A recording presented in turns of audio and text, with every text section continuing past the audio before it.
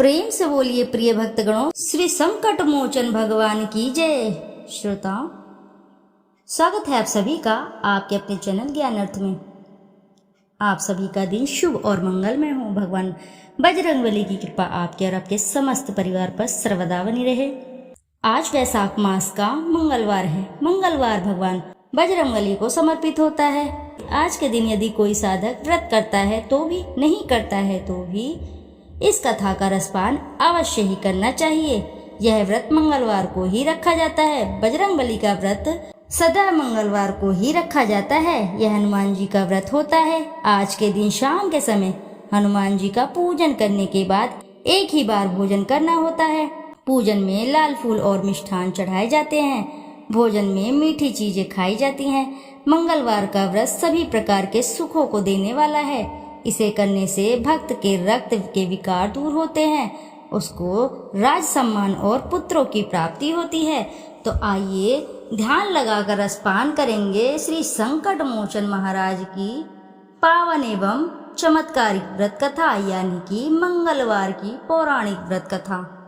एक बार नैमिषारण्य तीर्थ में 80,000 मुनि एकत्र होकर पुराणों के ज्ञाता श्री सूत जी से पूछने लगे, हे महामुने, आपने हमें अनेक पुराणों की कथाएं सुनाई हैं।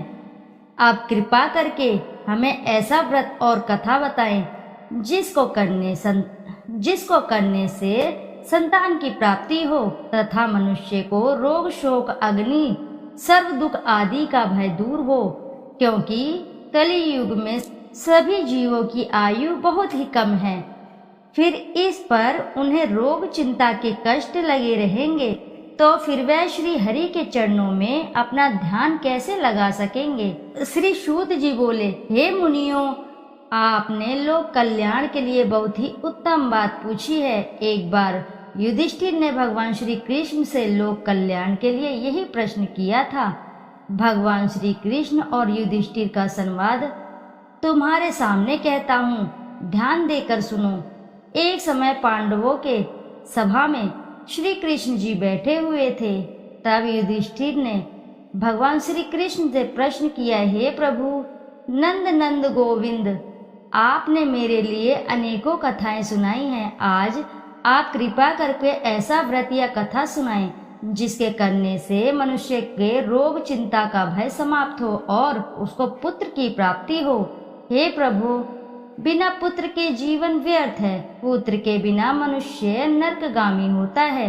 पुत्र के बिना मनुष्य पितृ ऋण से छुटकारा नहीं पा सकता और न ही उसका पुण्यग नामक नरक से उद्धार हो सकता है। अतः पुत्रदायक व्रत बतलाएं। श्री कृष्ण बोले, हे राजन, मैं एक प्राचीन इतिहास सुनाता हूँ, आप उसे ध्यान पूर्वक सुनो। कुंडलपुर नामक एक नगर था। उसमें नंदा नामक एक ब्राह्मण रहता था। भगवान की कृपा से उसके पास सब कुछ था, फिर भी वह दुखी था। इसका कारण यह था कि ब्राह्मण की स्त्री सुनंदा के कोई भी संतान न थी। सुनंदा पतिव्रता थी, भक्ति पूर्वक श्री हनुमान जी की आराधना करती थी। मंगलवार के दिन व्रत करके अंत में भोजन बनाकर हनुमान जी को भोग लगाने के बाद स्वयं भोजन करती थी। एक बार मंगलवार के दिन ब्राह्मणी गृह कार्य की अधिकता के कारण हनुमान जी को भोग न लगा सकी, तो इस पर उसे बहुत दुख हुआ। उसने कुछ भी नहीं खाया और अपने मन में प्रण किया कि अब तो अगले मंगलवार को ही हनुमान जी का भोग लगाकर अन्न जल ग्रहण करूंगी। ब्राह्मणी सुनंदा प्रतिदिन भोजन बनाती, श्रद्धा पूर्वक पति को खिलाती, परंतु स्वयं भोजन नहीं करती और मन ही मन में श्री हनुमान जी की आराधना करती थी। इस प्रकार 6 दिन गुजर गए और ब्राह्मणी सुनंदा अपने निश्चय के अनुसार भूखी प्यासी निराहार रही। अगले मंगलवार को ब्राह्मणी सुनंदा प्रातः काल ही बेहोश होकर गिर पड़ी। ब्राह्मणी सुनंदा की इस असीम भक्ति के प्रभाव से श्री हनुमान जी बहुत ही प्रसन्न हुए और प्रकट होकर बोले, सुनंदा, मैं तेरी भक्ति से बहुत ही प्रसन्न हूँ, तू उठ और वर मांग। सुनंदा अपने आराध्य देव श्री हनुमान जी को देखकर आनंद की अधिकता से विवल हो श्री हनुमान जी के चरणों में गिरकर बोली, हे प्रभु, मेरी कोई संतान नहीं है, कृपया करके मुझे संतान प्राप्ति का आशीर्वाद दे, आपकी अति कृपा होगी। श्री महावीर जी बोले, तेरी इच्छा पूर्ण होगी, तेरी एक कन्या पैदा होगी, उसके अष्टांग प्रतिदिन सोना दिया करेंगे। इस प्रकार यह कहकर श्री महावीर जी अंतर्धान हो गए। ब्राह्मणी सुनंदा बहुत हर्षित हुई और सभी समाचार अपने पति से कहा। ब्राह्मण देव कन्या का वरदान सुनकर कुछ दुखी हुए, परंतु सोना मिलने की बात सुनी तो बहुत ही प्रसन्न हुए। विचार किया कि ऐसी कन्या के साथ मेरी निर्धनता भी समाप्त हो जाएगी। श्री हनुमान जी की कृपा से वह ब्राह्मणी गर्भवती हुई और 10वें महीने में उसे बहुत ही सुंदर पुत्री की प्राप्ति हुई। यह बच्ची अपने पिता के घर में ठीक उसी तरह से बढ़ने लगी जिस प्रकार शुक्ल पक्ष का चंद्रमा बढ़ता है। 10वें दिन ब्राह्मण ने उस बालिका का नामकरण संस्कार कराया। उसके कुल पुरोहित ने उस बालिका का नाम रत्नावली रखा, क्योंकि यह कन्या सोना प्रदान किया करती थी। इस कन्या ने पूर्व जन्म में बड़े ही विधान से मंगल देव का व्रत किया था। रत्नावली का अष्टांग बहुत सा सोना देता था। उस सोने से नंदा ब्राह्मण बहुत ही धनवान हो गए। अब ब्राह्मणी भी बहुत अभिमान करने लगी थी। समय बीतता रहा।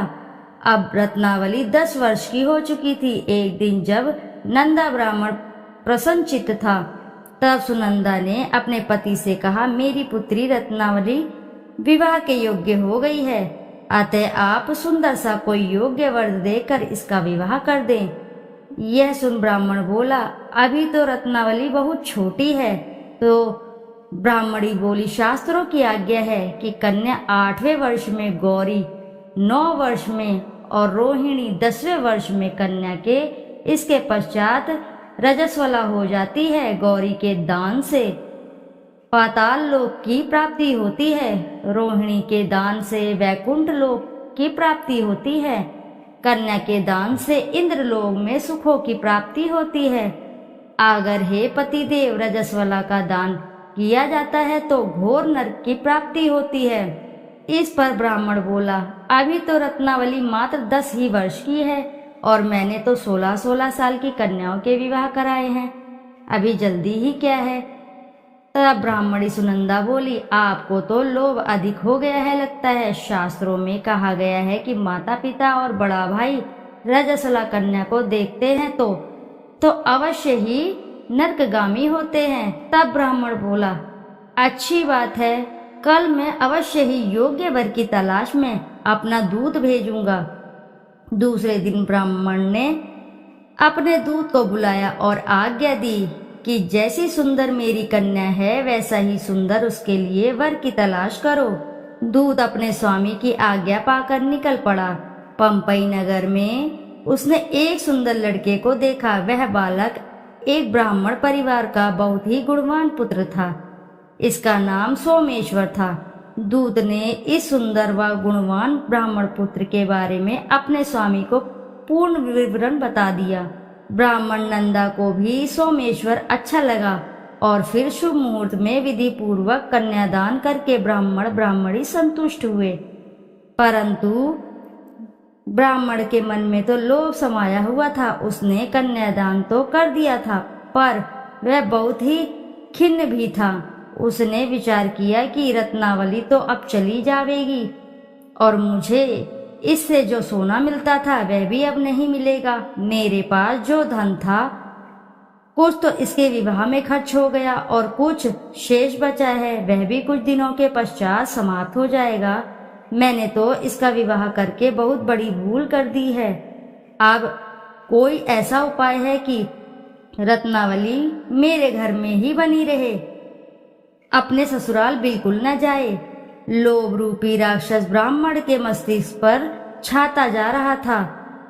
रात भर अपनी शैया पर बेचैनी से रुकावटें बदलते बदलते उसने एक बहुत ही क्रूर निर्णय लिया।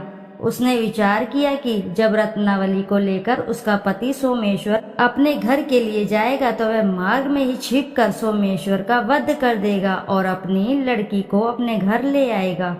जिससे नियमित रूप से उसे सोना भी मिलता रहे और समाज का कोई मनुष्य उसे दोष भी नहीं दे सकेगा।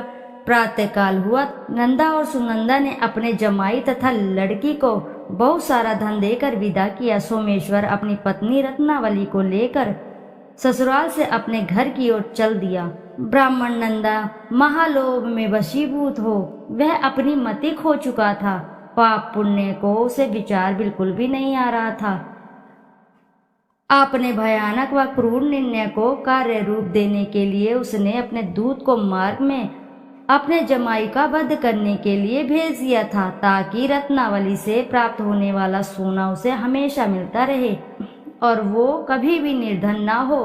ब्राह्मण के दूत ने अपने स्वामी की आज्ञा का पालन करते हुए उसके जमाई सोमेश्वर का मार्ग में ही वध कर दिया। समाचार प्राप्त कर ब्राह्मण नंदा के मार्ग में पहुंचा और रुदन करती अपनी पुत्री रत्नावली से बोला, हे पुत्री, मार्ग में लुटेरों ने तेरे पति का वध कर दिया है। भगवान की इच्छा के आगे किसी की कोई बस नहीं चलता है।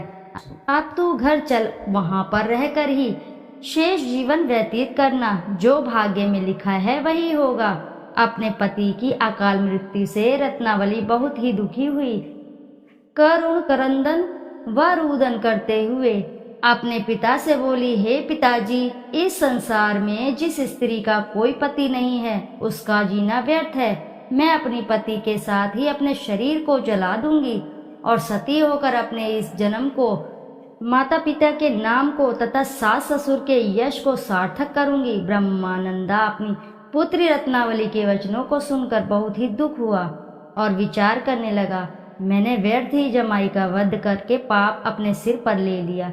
रत्नावली तो उसके पीछे अपने प्राण तक देने को तैयार है। मेरा तो दोनों तरफ से मरण हो गया। धन तो अब मिलेगा नहीं। जमाई वध के पाप के फलस्वरूप यम यातना भी भुगतनी पड़ेगी। यह सोचकर वह बहुत ही खिन्न हुआ। सोमेश्वर की चिता बनाई गई। रत्नावली सती होने की इच्छा से अपने पति के सिर पर अपनी गोद में रखकर चिता में बैठ गई। जैसे ही सोमेश्वर की चिता अग्नि जलाई गई, वैसे ही प्रसन्न हो मंगलदेव वहां प्रकट हुए और बोले, हे रत्नावली, मैं तेरे भक्ति से प्रसन्न हूँ, तू वर मांग। रत्नावली ने अपने पति का जीवन दान मांगा।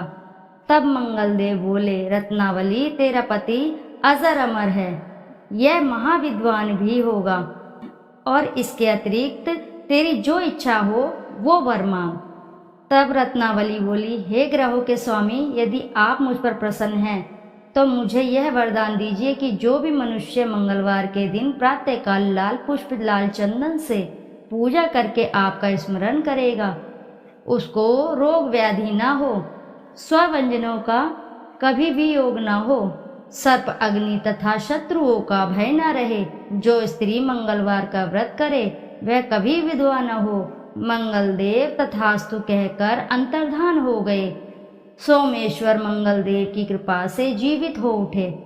रत्नावली अपने पति को पुण्य प्राप्त कर बहुत ही प्रसन्न हुई और मंगलदेव का व्रत प्रत्येक मंगलवार को करके व्रतराज और मंगलदेव की कृपा से इस लोक में सुख ऐश्वर्य को भोगते हुए अंत में अपने पति के साथ स्वर्गलोक कर चली गई। तो बोलो जय बजरंगबली की जय, बोलो जय मंगल देव की जय। कथा अब इसी के साथ समाप्त हुई। तो आइए श्रोताओं, अब करते हैं श्री हनुमान जी की आरती। आरती की जय हनुमान लला की, दुष्ट दलन रघुनाथ कला की। जाके बल से गिरवर कापे, रोग दोष जाके निकट न झाके। अंजनी पुत्र महाबलदाई, संतान के प्रभु सदा सहाई। आरती की जय हनुमान लला की। देवीरा रघुनाथ पठाए, लंका जारी सियस दिलाए।